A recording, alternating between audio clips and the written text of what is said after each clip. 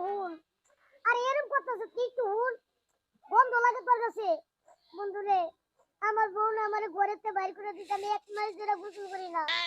তুই আমার একটা বুদ্ধি দে না, কি করব? শীতের দিন গোসল তো আমার করতে মন চায় না। এবারে তোর আমি কি বুদ্ধিটা দিব? হ্যাঁ, কি বুদ্ধিটা দিব? তুই মানুষ না আসলে একটা গন্ডার। তুই গোসল করছ তুই 1 মাস ধরে? হ্যাঁ, মানুষে কোনোদিন 1 মাস ধরে গোসল করে না? আরে 2 দিন পরে পরেই তো করার কথা। তুই এবারে গোসল করছ তেলে দিতে তোর শরীর থেকে এরকম পচা গন্ধ হইতেছে। তুই আমার কাছ থেকে এনজি সর এনজি কইতেছি। আমার বউ আমার একটা ঝাড়ু দৌড়ানি দিচ্ছে। পরে আমি কইছি যে আমি নতুন একটা বউ বিয়া করে আমি দেখাই দেবো। এ কই আমার বাড়িতে বলে আমারে বাইর করে দে, আমারে একটু থাকতে দিব না। এর মধ্যে কি করবো কও না? তুই আমার ছোট ভাই, তুই যদি না আমাকে কেমন লাগে? দিবু ভাই, তোর কাছে আমি মারতে দিলে পা ধরি। তুই আমার চোখের সামনে থেকে এই যে তোর লগে যদি আমি আর 1 মিনিট থাকি তাহলে মনে কর যে আমি ডাক্তার লগে বেহুশ হয়ে পড়ে যাব।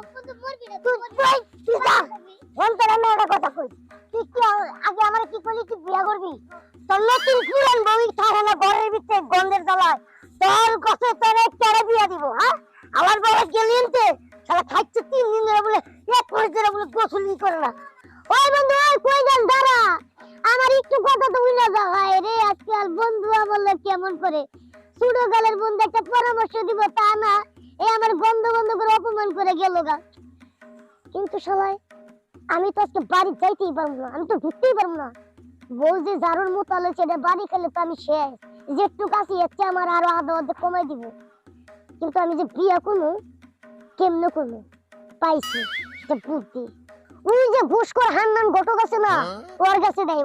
ওই তো ভালো মতো গটকালিটা করতে ভালো যে ঘুষখোর কিছু টিয়া পয়সা মাল পানি দিমুনি দিয়ে আমার একটাকে চাইলে 3টাও করে কি পারবো। ওর কাছে যে বুদ্ধিটা লেগা যাই হালা ঘুষখোরের কাছে।